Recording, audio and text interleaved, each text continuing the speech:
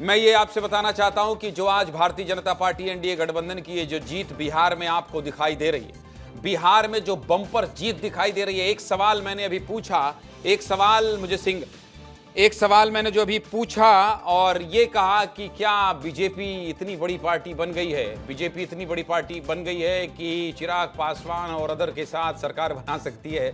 तो मैंने ये कहा भी कि इस तरह के सवाल अब उठने लगे हैं और इसका जवाब भी लोग तलाशने लगे हैं। लेकिन देखिए, सबसे बड़ी बात क्या हुई, आरजेडी ने गलती कहां कर दी। आरजेडी को लगा कि नीतीश कुमार इतने लंबे समय से मुख्यमंत्री हैं, इतने लंबे समय से मुख्यमंत्री बने हुए हैं और उनके स्वास्थ्य का हवाला देने लगे।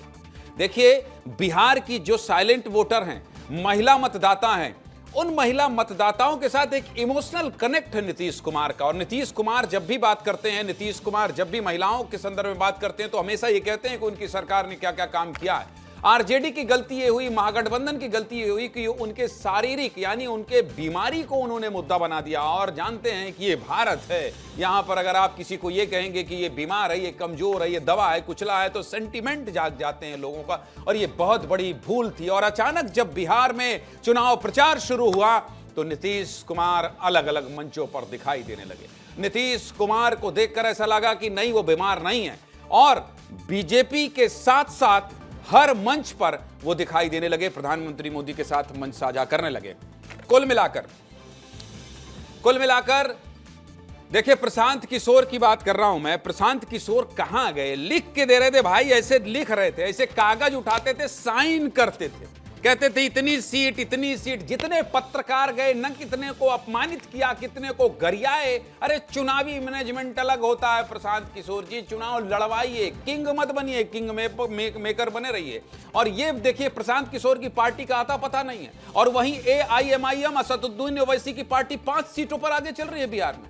ब्रेक करिए भाई, ब्रेक करिए। बहुत बड़ी खबर, बहुत बड़ी खबर है कि एक तरफ प्रशांत किशोर जहां कह रहे थे कि हमारी सरकार बन जाएगी, हम पूरा बिहार बदलने आए हैं। और मैंने प्रशांत किशोर को सुना था, वो AIMIM के जो सीट है, जो किशनगंज वाले इलाके हैं, उस इलाके में वो जाकर ये कह रहे थे कि ये हैदराबाद का ओवैसी यहां क्या करेगा।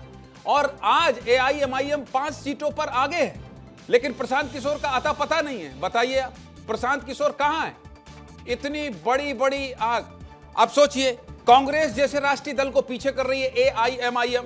लोकतंत्र में किसी भी दल को अगर कोई बढ़त मिले तो उसका विश्लेषण करना चाहिए। कांग्रेस जैसी पार्टी SIR के मसले पर, राहुल गांधी बिहार में पदयात्रा करते हैं, SIR के मसले पर राहुल गांधी लगातार हाइड्रोजन बम फोड़ते हैं, न जाने कौन कौन से बम फोड़ते हैं। और अब जब खबर आ रही है तो खबर ये आ रही है कि AIMIM भी कांग्रेस को पीछे करने की क्षमता रखती है। ये बहुत बड़ी खबर है और मुझे लगता है कि कांग्रेस को इस पर आत्ममंथन करना चाहिए। उज्जवल दीपक बहुत देर से मेरे साथ जुड़े हैं। मैं ब्रजेश जी आपके पास आऊंगा, लेकिन पहले उज्जवल दीपक का रुख करना चाहता हूं और उज्जवल दीपक से भी ये पूछना चाहता हूं, क्योंकि उज्जवल दीपक ने अभी भयंकर बाइक रेसिंग कराई थी रायपुर में। हम लोग भी गए थे, बाइक उछल उछल के पता नहीं कहां कहां जा रही थी।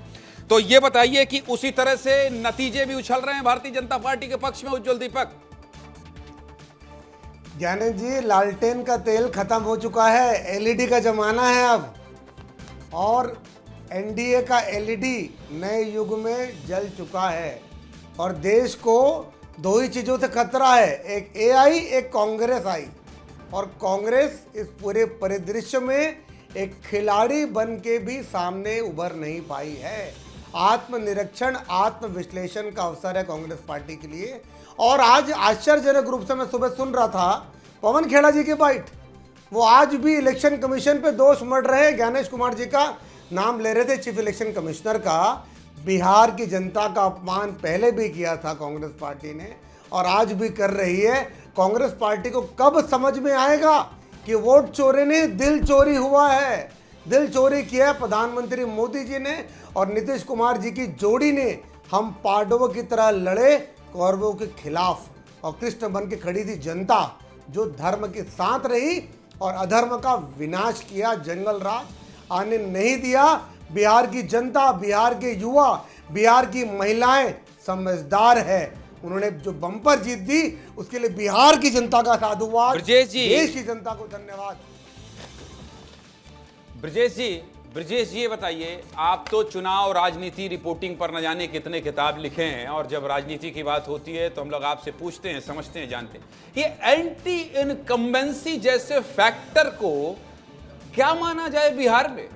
नीतीश कुमार के चेहरे पर ये सब जितनी भी थ्योरी है पॉलिटिकल पंडितों को में क्या माना जाए? कितने रिकॉर्ड तोड़ेंगे भाई? अल्टू राम पलटू राम न जाने क्या क्या कहा जाता है, वो कहीं भी पलट जाते हैं लेकिन आके फिर सेट हो जाते हैं। एंटी इनकम्बेंसी क्यों काम नहीं कर रही है बिहार में? क्या इसीलिए नहीं काम कर रही कि पलट जा रहे हैं समय समय के साथ? नहीं, यानी जी हमको समझना होगा। मैं इस बात को हर बार कहता हूं कि जो चुनाव है, हर चुनाव पिछले चुनाव से अलग होता है। हर चुनाव नए तरीके से लड़ा जाता है, भले ही वो कहीं भी लड़ा जा रहा हो। तो हर चुनाव पिछले चुनाव से एकदम अलग होता है। तो इस बार एक जो शब्द होता था सेफोलॉजिस्ट का, एंटी इनकम्बेंसी, वो मुझे लगता है वो एकदम बुरी तरह डाइल्यूट हो गया है। हम देख रहे हैं कि अब जो भी सरकार सत्ता में है वो सरकारें वापस रिपीट कर रही हैं। मध्य प्रदेश में हम देख रहे हैं 20 साल से बीजेपी की सत्ता है। आपने झारखंड के चुनाव देखा होगा, झारखंड में तमाम विरोधों के बावजूद झारखंड में से हेमंत सोरेन ने वापसी की। आपने हरियाणा में देखा होगा, हरियाणा में भी बीजेपी लंबे समय से सत्ता में है और तमाम एंटी इनकम्बेंसी और तमाम बातों के बावजूद वो वहाँ वापस सत्ता में आई। हमने यहाँ नीतीश कुमार को देखा, नीतीश कुमार लंबे समय से सत्ता में हैं, 20 साल से सत्ता में हैं और फिर 25वें साल में प्रवेश कर रहे हैं। तो आप देख सकते हैं, मैंने ये जो अब सरकारें समझ गई हैं कि जनता को चाहिए क्या। सरकारें अब जनता की नब्ज़ समझ गई हैं। सरकारें चुनाव के वक्त कुछ ऐसी स्कीम्स लेके आती हैं जिससे जनता उनसे खुश हो जाती है। और जैसे बड़ी बात ये थी कि जिस तरीके से पैसे बांटे गए, जिस तरीके से जो जीविका दीदी की बात की गई, जीविका दीदी के खाते में पैसे डाले गए। एक तरफ वायदे किए जा रहे थे हर घर में सरकारी नौकरी, मगर वो नौकरी जब मिलेगी तब मिलेगी, मगर यहाँ तो 10,000 रुपये आई गए। आपने देश की राजनीति को, विवेक शुक्ला, आपने देश की राजनीति को कवर किया है जी। न जाने कितने विधानसभा चुनाव कवर किए हैं आपने, लोकसभा चुनाव कवर किए हैं। और बिहार में देखिए, जब चुनाव लड़ा जा रहा था तब ये कहा जा रहा था कि भाई साहब टक्कर बहुत है, और ये भी कहा जा रहा था विवेक कि भारतीय जनता पार्टी गठबंधन यानी एनडीए गठबंधन का अगर ये परफॉर्मेंस खराब रहा और ये किसी भी कीमत पर अगर ये बिहार आरजेडी यानी महागठबंधन की ओर बिहार जाता है तो भारतीय जनता पार्टी की एक ढलान वाली राजनीति, या तो भारतीय जनता पार्टी का ग्राफ नीचे गिरता हुआ दिखाई देने लगेगा, जिसका असर 2029 लोकसभा चुनाव, उत्तर प्रदेश चुनाव और पश्चिम बंगाल में भी पड़ेगा। लेकिन जिस तरह से बिहार ने पूरे परिणाम को पलटा है और बम्पर जीत की ओर बढ़ रही है एनडीए गठबंधन, मुझे लगता है कि देश की राजनीति में भी ये बहुत बड़ा बदलाव करने वाली है। विवेक शुक्ला।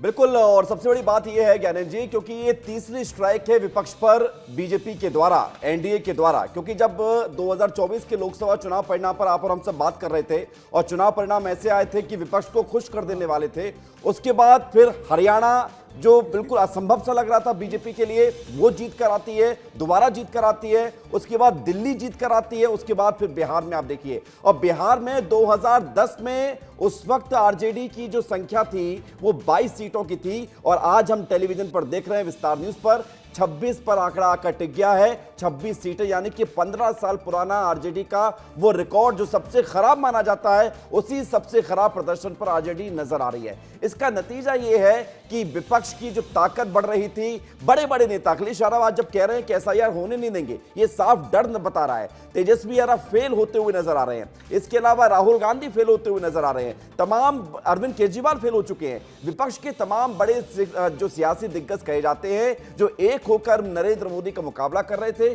उनको अब सोचना होगा।